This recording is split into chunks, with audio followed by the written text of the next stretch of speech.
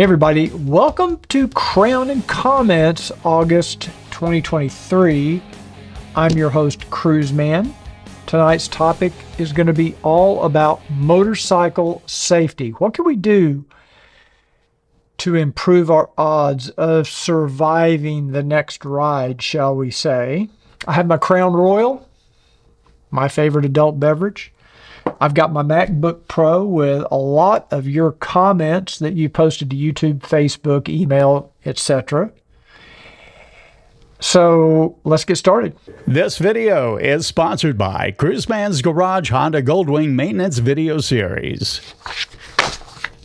Now, for those of you that are new to the program, let me tell you a little bit about what Crown and Comments is all about. Crown refers to Crown Royal, and once a month I sit down in front of the camera here in the studio, and I just kind of, just go unscripted, more or less. I have a few notes here I like to kind of refer to occasionally just to make sure I don't leave anything out, because at my age, memory becomes kind of an issue. I know none of you probably have to deal with that. And also, by the way, it's August 2023. Seems like I just did this 3 or 4 days ago. Is time just flying by, or is it just me? What happened? Time just seems to be, I don't know, going crazy. But I always recommend that you kind of get your favorite adult beverage. That doesn't have to be alcoholic. It could be soda. So whatever it is, grab your favorite beverage. I've got Crown Royal here. And I would like to point out, look at this beautiful big bottle of Crown Royal Black. And my friend Dale, who also used to ride a Goldwing, now he rides an Africa Twin, and he brought this by and left it on my porch the other day as a gift. Just really nice. This is a nice expensive bottle of Crown Royal. Very nice of Dale to do that. Thank you, Dale. So let's get started. Let me tell you a little bit about what we're going to do tonight. I've kind of broken this down into 3 or 4 segments on safety topics.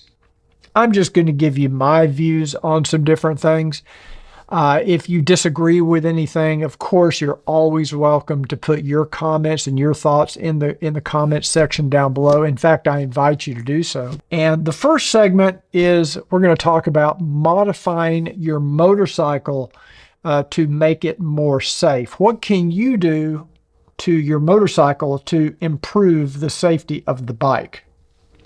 The first and most obvious thing that I would suggest would be adding more light.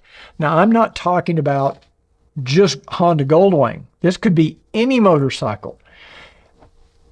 In my opinion, the more visible you make yourself, the better odds are that traffic is going to be able to see you. People out there driving, the idiots that are distracted, that aren't paying attention, and they're more likely to see you the more visible you are. And adding more lights to your motorcycle will make you more visible. I got a couple of comments from people I think you're going to find interesting later on. I personally like using my fog lights, or some people call them driving lights. I think these are more driving lights. And I use them, I leave them on all the time. I also have the cowl lights from Pathfinder LED. I also have the Path Blazer headlight modulator. I don't use it all the time. Now, I know some guys that have headlight modulators use them all the time. And I get a lot of questions from people asking me, are these things legal in all 50 states? And the answer is yes.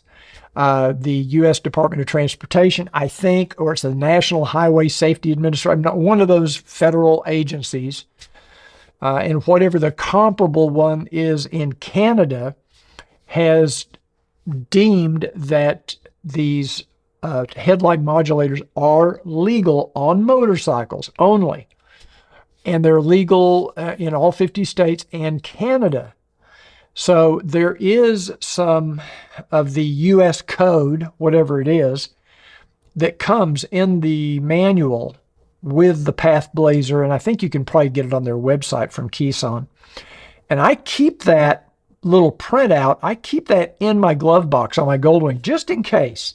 I get stopped by a policeman that's not aware of the law, not familiar with the law, I can at least show him that. And hopefully that would be an argument. And by the way, I'm looking at my t-shirt. What do you think of this? This is my design. My brother helped, of course. But I call it Shadow Wing. I think it's kind of cool looking. I know I'm flopping around here, but I just like this design. It's a brand new design I added to my merchandise store. I'll put a link in the description. I'll put it up on the screen if you're interested. These t-shirts, I switched to my t-shirt manufacturer. We had some issues with the old t-shirts. They were not very sturdy. This is now a Gildan t-shirt, which I've always had good luck with Gildan brand. So I switched over to Gildan. A little bit more expensive. They're much, much nicer shirts. So anyway, I love this new design. It's got the Cruiseman's Garage logo on the sleeve. Very subtle, just a little kind of a shadowy look of the Goldwing. Anyway. Any merchandise you buy through my store does help support the channel, and I appreciate your support. Let's get back to the lights. Path Blazer, yes, I've got it. I only use it when I'm going through an intersection, or maybe I see somebody coming up on the right-hand side getting ready to enter the roadway. I'll hit those Path Blazers, turn them on so that it gets more attention. I don't leave them on all the time because I think it can be really annoying to people. I also had an experience back when I first started using these years ago where I did leave them on all the time, and I'd pull up behind cars and I'd see cars pull over because they thought maybe I was a police officer trying to pull them over, especially on a white bike with a yellow jacket. It looks kind of like a cop. I just hit them when I'm going through an intersection where I see there might be somebody coming toward me getting ready to turn left, and I need to get, and I have seen people edging out like they're going to turn left in front of me, and I'm of course several hundred yards away, maybe a couple hundred yards away, going 40 miles an hour, and I'll hit those Path Blazer, those modulators, and I will see people stop in their tracks. It does get their attention. And I know a lot of people say, even I've heard police officers say, flashing lights don't help, it doesn't prevent accidents. Well, if that's the case, why don't they stop using them? They still use flashing lights, so a little disingenuous for some of those guys to make those comments. Not saying it's a guarantee. I'm not saying that you should always depend on any of these things I talk about to keep you safe on a motorcycle. You're never going to be safe on a motorcycle, no matter what you do. You're not going to be safe in a car, honestly, no matter what you do.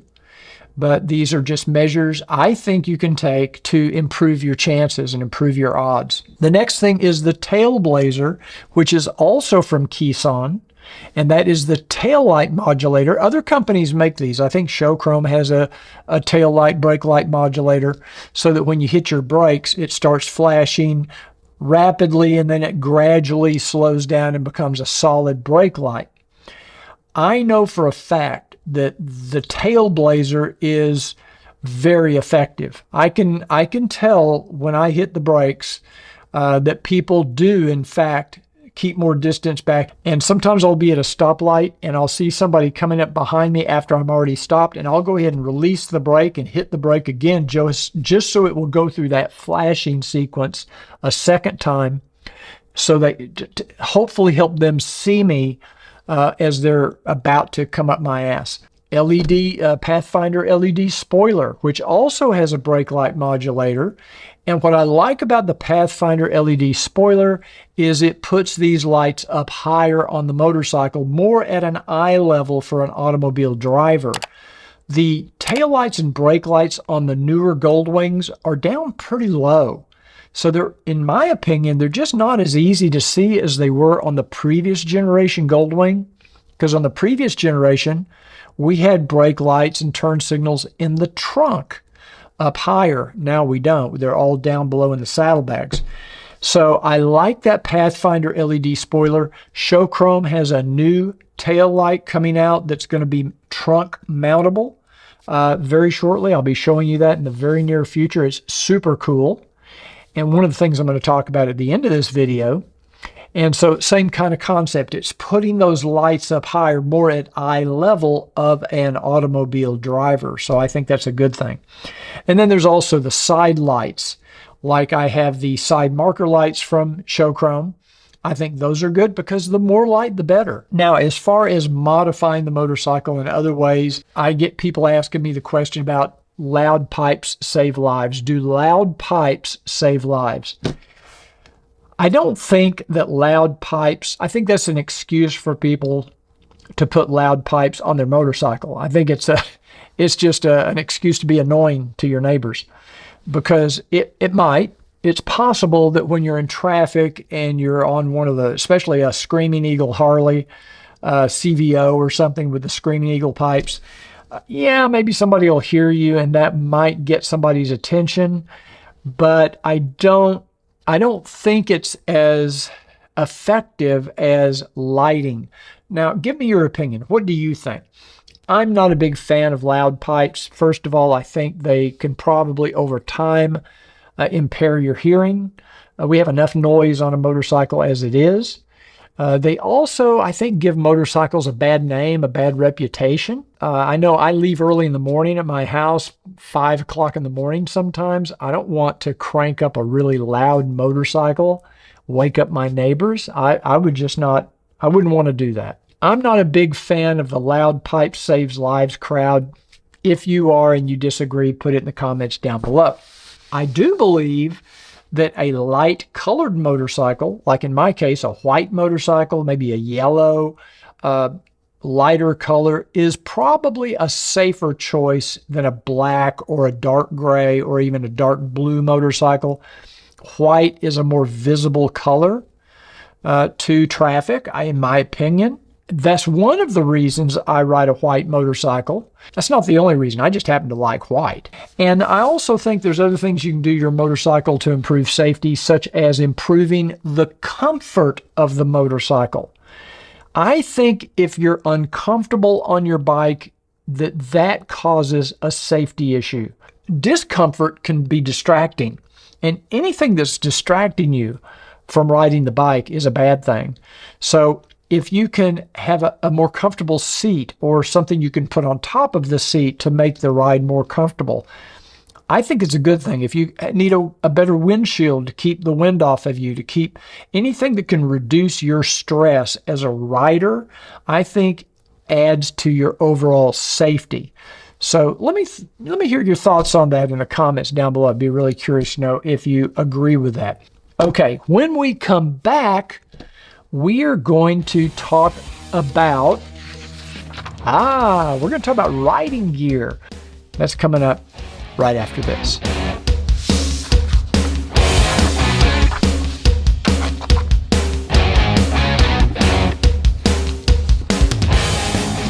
Well, welcome back to Crown and Comments, August 2023. We're talking about safety today, and now we're going to talk about riding gear. First, we talked about things you can do to your motorcycle, maybe to make it a little safer.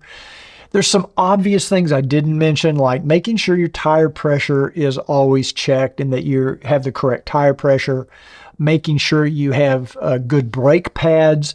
Your brakes are one of the most important things on your motorcycle. So proper maintenance is also crucial to safety on your bike. And I didn't mention that. I was talking more about accessories that you would add to the motorcycle, but let's not forget maintenance. And that gives me an opening to talk about my Honda Goldwing maintenance videos. I'm not going to get into that right now. I've got links in the description of the video. If you want to go to my website, you can get all that information. But we show you how to do it yourself, save the money, not pay the dealers a fortune. Anyway, let's get on with riding gear. Bright clothing. I'm a big believer in wearing a light colored bright jacket. Either, I would say, a white, which is going to get really dirty and road grimy. Even my yellow one gets pretty dirty and I have to wash it pretty frequently. Or a light gray or silver.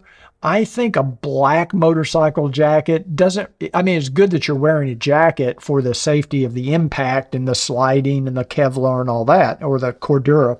But I think to make yourself more visible to traffic, I think it's a good idea to consider a bright colored, like I like the yellow. I'm wearing the Olympia jacket, the Air Glide 4. I wish I'd bought the Air Glide 5 before they went out of business. I'm in the hunt right now for a new riding jacket, but I want one that has more yellow. A lot of the newer ones are mostly black with a little bit of yellow accent. And I really like the Olympia because it has a lot of yellow. I mean, everybody knows me when they see me riding around town because they're used to seeing my yellow jacket when I'm riding on my white motorcycle. I just like it.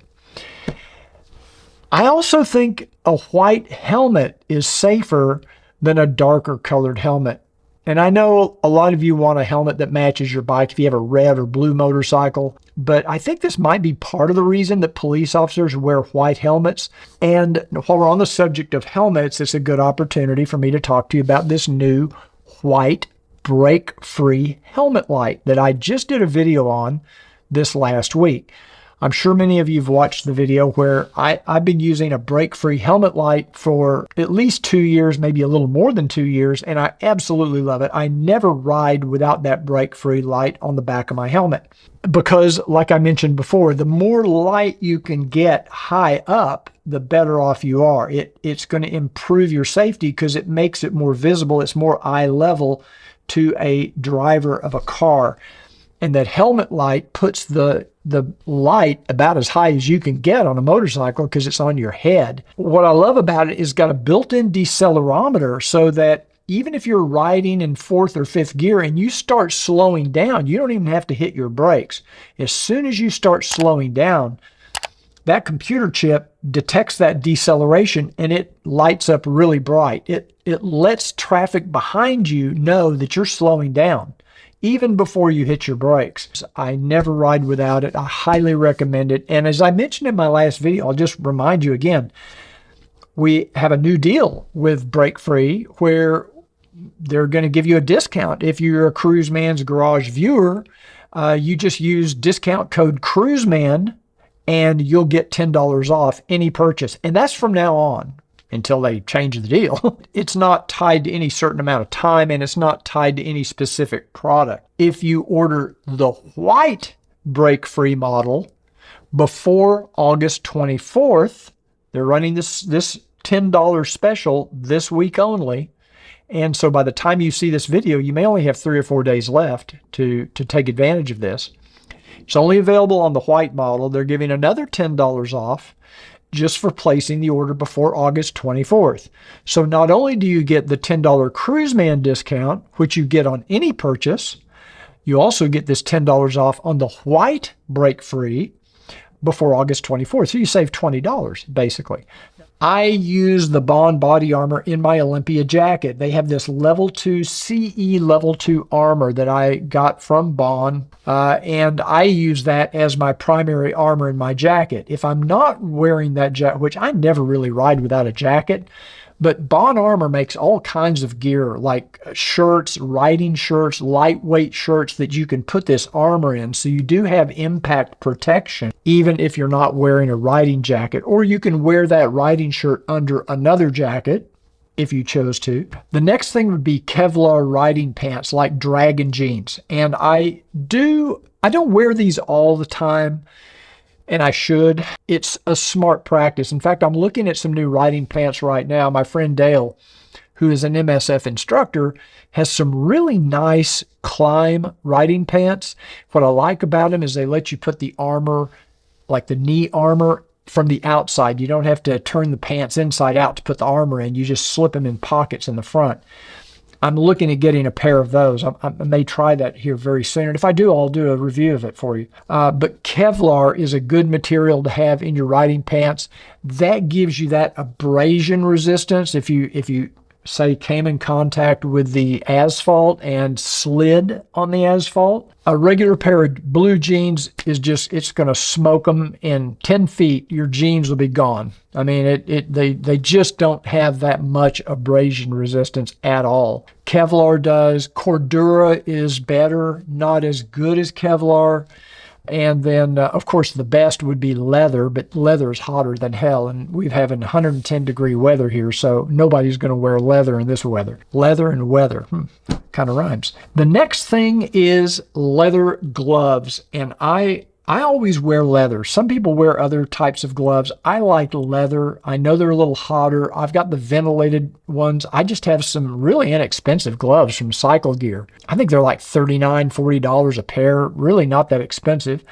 They're not the best gloves, obviously. They're not high-end gloves like you can get, but they're pretty tough, and they lasted quite a while, and they've got the plastic knuckle protectors. I think the knuckle protectors are pretty important. When you think about it, if you go down on your motorcycle, God forbid, just like I did back in April, I had to bail off the bike. The first thing that hits the ground was my hand, because you reach out, to hit the ground. I mean, that's just a natural instinct. You're going to try to brace yourself from hitting the ground if you have time to think about it.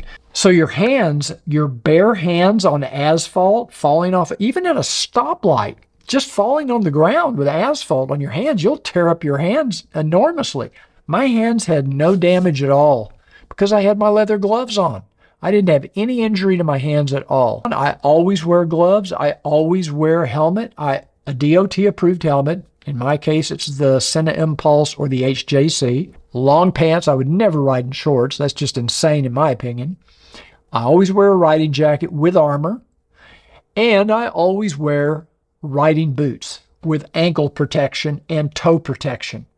Because again, if you went over on your motorcycle and the motorcycle fell on your foot, think of the damage that could do to your ankle or your foot. So riding boots are very important. And I see guys riding around with flip-flops and shorts. And I'm thinking, are you insane? Maybe I'm referring to one of you out there. I apologize.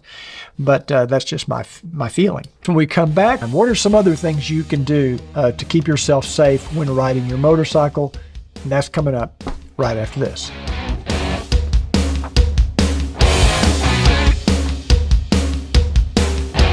Welcome back to Crown and Comments, August 2023. We're talking about motorcycle safety, and next up we're talking about riding skills and what can you do as a rider to improve your skills and be a better motorcycle rider. This to me is the most important thing. The gear's important, all the lights on the motorcycle important, and that's why I have an issue when I hear people say loud pipes save lives, but they're not going to overcome poor decisions that you make as a motorcycle rider. The biggest thing you can do to improve your safety on a motorcycle is to be situationally aware of your surroundings, what's going on. I think it helps to have a good, healthy dose of fear every time you throw a leg over a motorcycle. I always kind of take the attitude that I'm talking mostly about other drivers out there, the distracted drones that are in their cars not paying attention. They're probably on their phone texting, or they're distracted with other things, talking to each other on the phone, whatever it is.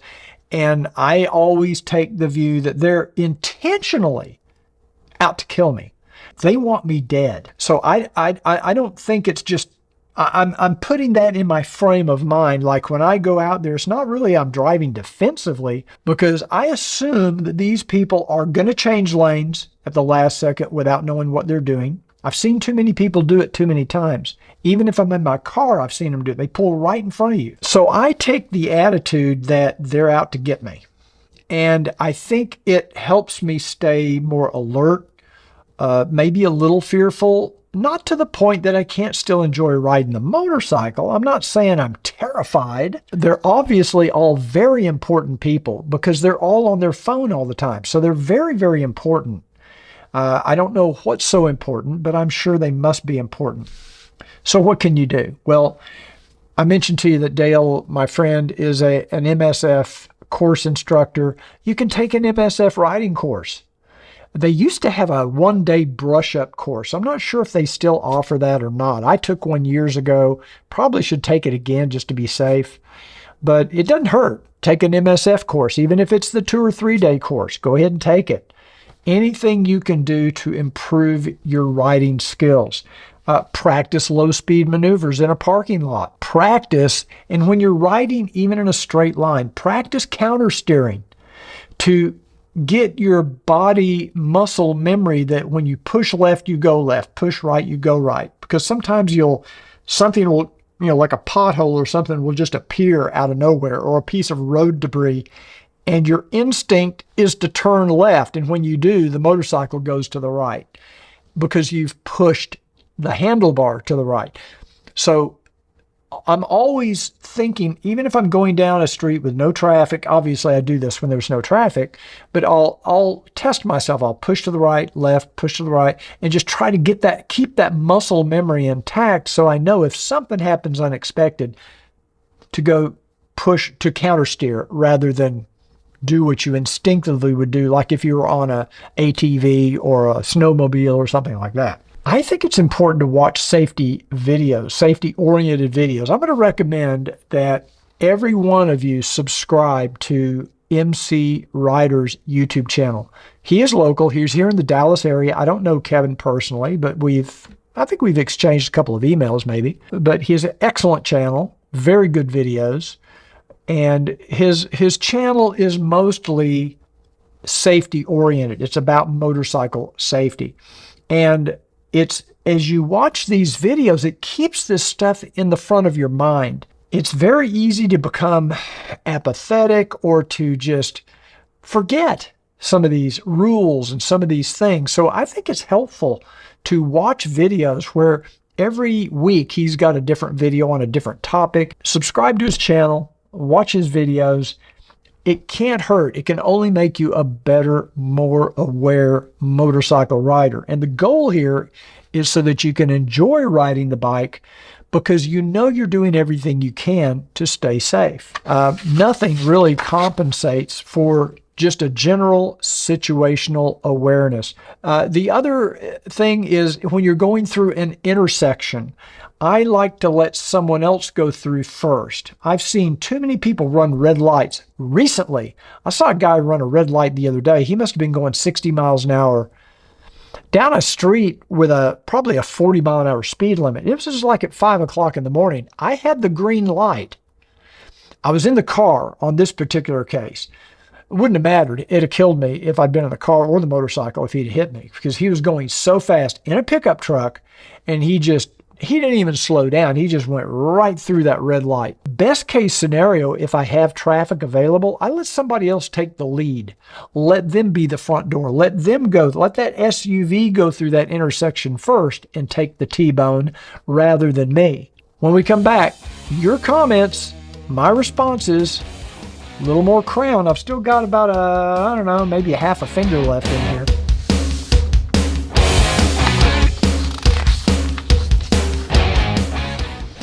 Welcome back to Crown and Comments, August 2023. Before I get on to the comments, I did want to add one last thing about texting.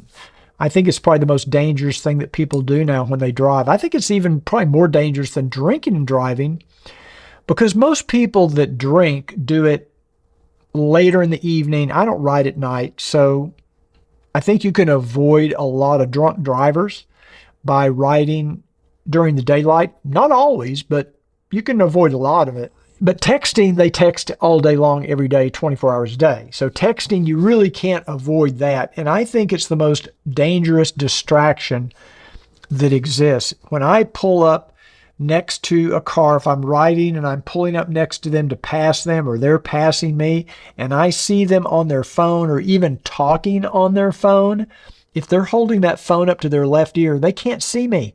Their head is blocked. They're blocked by their hand. I back off in a hurry. I try to get as far away from them as I can, because I consider them to be deadly. They're out to kill somebody. They don't care.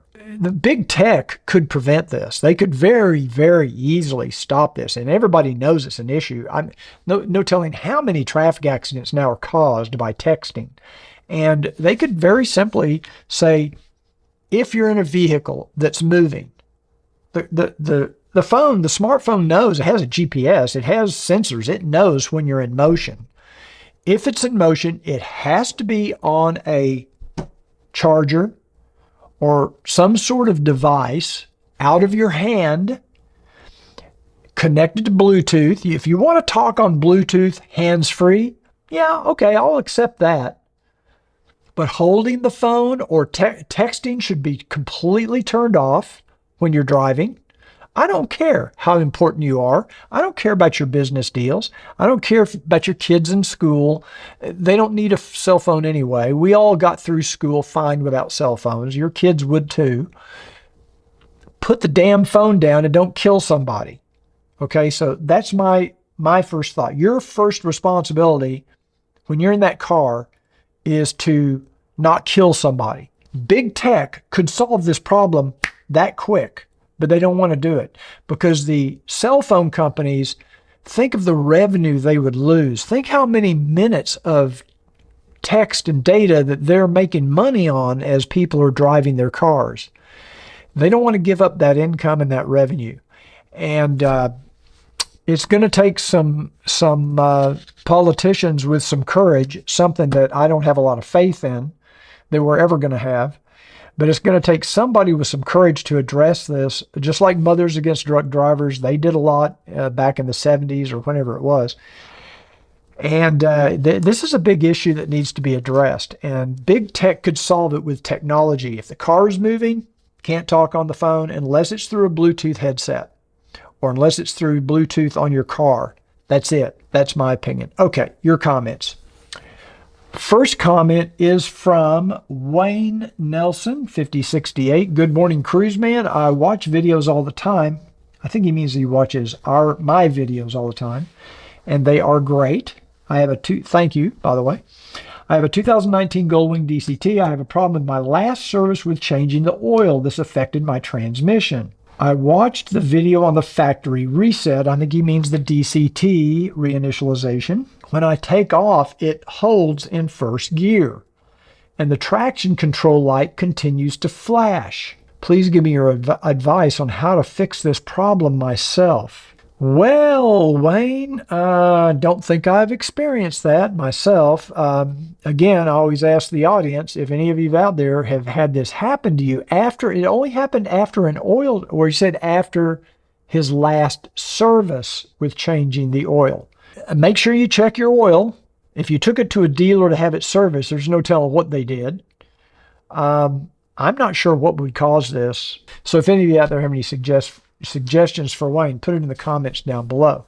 Debbie Clover, and she said, have you had an opportunity to review the Madstad windscreens? I have not, Debbie. Madstad has never reached out to me. But if any of you out there have a Madstad windshield, I assume that's how you pronounce it, and you want me to review one, let Madstad know about it, and maybe they can reach out to me and we can get one in here to look at. Texas Steel 67, Chris, when are we getting you to review the new HD Harley Davidson CVO? Well, as soon as someone from Harley contacts me and gets me one in here to review. I'm not going to go buy one. The dealers aren't going to be any help. I don't know how I don't have any contacts with Harley Davidson. So I do have contacts with BMW and some of the other manufacturers, but living in Texas doesn't help. Most press bikes are located in California or Florida, so it's a little hard to get bikes in here in Texas to review. But it can be done. It's just not easy. Thank you for that question. Guy Vandervoort, 6323. Hello, I am from Belgium. I drive a Bagger 2021. Is it really necessary to change the air filter and valve control at 24,000 kilometers? Well, I would say yes on the air filter. Even if you don't ride in dusty conditions, you'll be amazed how much crap is in the air, just natural pollutants that are getting in that air filter. As far as the valves, I have 27,000 miles on my motorcycle. I've never adjusted the valves. I had 75,000 miles on my 2007 Goldwing. I never adjusted the valves. It ran fine. So I'm not saying you shouldn't do it. I'm just saying that I don't know that that's as necessary, but I do feel like an air filter is probably necessary. Rambler 358. I know for a fact there will be different color option from the 2023 model. Rambler, how do you know that? I'm just curious where you're getting your information because I can't get any information to confirm that, but I hope they do. Man, I hope there's different color options. Okay, thank you for that. Tony Rowland, trust 3 of you. You, Pro Monkey, and Sean Smoke. That's it. I don't know who Pro Monkey and Sean Smoke are. Maybe some of you do. Are these other YouTube channels? I assume these are other YouTubers. Okay, I'll go with that. Pro Monkey. I'll look it up. Pro Monkey and Sean Smoke. Vince Cabello. I love this guy. I think he's talking about me. Wow. Thanks, Tony. Or Vince. I'm sorry. Tony was the last guy. Thanks, Vince. Appreciate that. Clay Nicholson.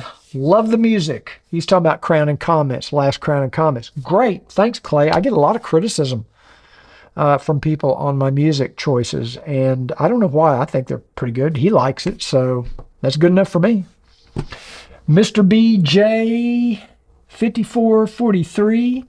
I have the Bohn system. Fantastic gear, tops and bottoms. I agree. Thank you. This is from @8R1. Hey, what happened to your ultimate seat? Did you decide you liked the Wingsoft seat better? Not necessarily better. I liked the ultimate seat. I really liked the looks of it. I thought it was beautiful. I thought it really enhanced the looks of the bike because I loved the white stitching and all that. I just thought it was a very cool looking seat. And it was comfortable. The issue I had was I had somebody that had a white Goldwing that really wanted the seat, and I didn't really have room for 2 seats, and I didn't want to have to get rid of one just to get rid of one. And I felt like the Wingsoft conversion was just as comfortable as the Ultimate. I didn't think the Ultimate was really any more comfortable than the Wingsoft. So I decided to sell the Ultimate seat to this other Goldwinger. I assume he's happy with it. @Lou Sellers, after seeing the 2023 Harley CVO digital display, it became crystal clear to me that the software and display for the Goldwing needs dramatic updating. I have not seen the CVO software, but after seeing the software on the Indian Pursuit, I agree with you. I think Honda really needs to focus on that entertainment system and that navigation system. I think they can do better. Ken Bread, this is on the last Crown and Comments. As a highly respected Goldwing influencer, in my opinion, you should have at least a way to contact Honda Goldwing design team to allow your input for upcoming improvements. You'd think Honda would want an edge to remain the gold standard of luxury motorcycles. I appreciate it. I agree. I've been reviewing cruise ships for more than 20 years. We've been on 141 cruises. Some cruise lines we've been on 10 or 12 times. I've never had a cruise line ever reach out to me to ask me to give them my input on what I think they should put to the design of a new cruise ship. Instead, they'll hire some guy with an MBA that's never been on a cruise, and he'll be the one making those decisions. So it's not just Honda. This is big corporations. Take that for what it's worth. They're never going to, they reached out to me about a year and a half ago, 2 years ago, saying they wanted to get my views on something to do with possibly updating the entertainment navigation part of the Goldwing. And I got back with the guy. We exchanged a couple of emails, and that's it. It never went any further. Now, you take from that what you will. I'd finally just quit contacting him because I think I had 2 or 3 emails that never got returned. @FSDFC7JN. It just rolls off the tongue, doesn't it? If they brought back the Stallion Brown and put it on the 24 Tour model, I would trade in my 2019. I agree. I think Stallion Brown was probably one of the most beautiful colors I've ever seen on a Goldwing. And I don't like brown. I hate brown. But it was this root beer. Some of you know what I'm talking about because you've seen it or maybe you own one. I think is one of the most beautiful colors. I wish they had had it in the Tour model. And I know it violates what I just said about riding a white, bright colored motorcycle, but man, that brown was gorgeous, really nice. Okay, Femora 12, let your Honda fanboy bias influence the results. He's talking about my comparison of the Goldwing to the BMW K1600 GTL. Oh, he says you let your Honda fanboy bias influence the results. I won't watch any more of these videos. I own a Honda, but that was Trumpesk in its non-rational partisan review, and it seems like you added categories for the Honda. Interesting. Okay, well, everybody's got an opinion. Same video. Here's another guy. Same video. From Johnny's Videos 1. And he says, great video. I'm a BMW owner myself, and I like the very balanced and fair evaluation of both bikes. You just can't please everybody. And I do try to please everybody. Bohn 7217, when the day comes, this is on my brake light, brake free, the white version that I just did. When the day comes that I feel the need to put a light on my helmet or on my clothing, I'll retire the bike. Not happening in my life. Well, you know, Obi-Wan, everybody's got that right to make that decision. It's your life. It's your, you know, it's you. If that's what if you wish to take the additional risk, that's fine. I think you should have that right. And that are the comments, or those are the comments for August 2023. Put your comments down below. Maybe I'll feature your comment next month on Crown and Comments. If you live in the Dallas-Fort Worth area, ride a Honda Goldwing 2018 or later, I'm going to put my email address in the description of this video.